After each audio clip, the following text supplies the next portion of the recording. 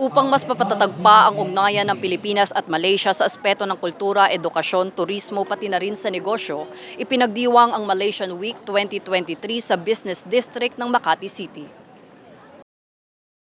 Sa pamumuno ni Malaysian Ambassador to the Philippines, Dato Abdul Malik Melvin Castellino Anthony, pinahayag nitong ang nasabing pagdiriwang ay isang pamamaraan upang paigtingin pa ang ugnayan ng Pilipinas at kanilang bansa. Base sa panayam, inilahad niyang ang Malaysia Week ay naglalayong magbigay oportunidad sa kalakalan at turismo pati na rin sa sektor ng edukasyon, hindi lang sa mga mamamayan ng Malaysia na naninirahan sa Pilipinas, kundi pati na rin sa mga Pilipinong nagnanais dumayo sa kanilang bansa. As you can see today, we have an array of Malaysian food and products, and of course we have our also institutions from Malaysia, like from our education, and many other companies are operating in Philippines.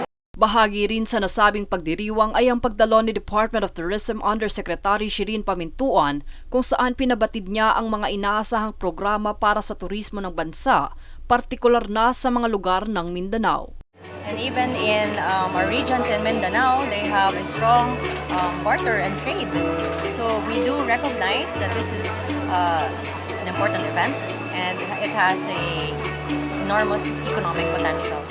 Tiniyak naman ni Makati City Vice Mayor Monique Lagdameo na ang pakikipag-ugnayan sa bansang Malaysia ay may kakibat na karagdagang trabaho para sa mga mamamayan ng lungsod, pati na rin ang proteksyon sa seguridad ng mga OFW sa nasabing bansa.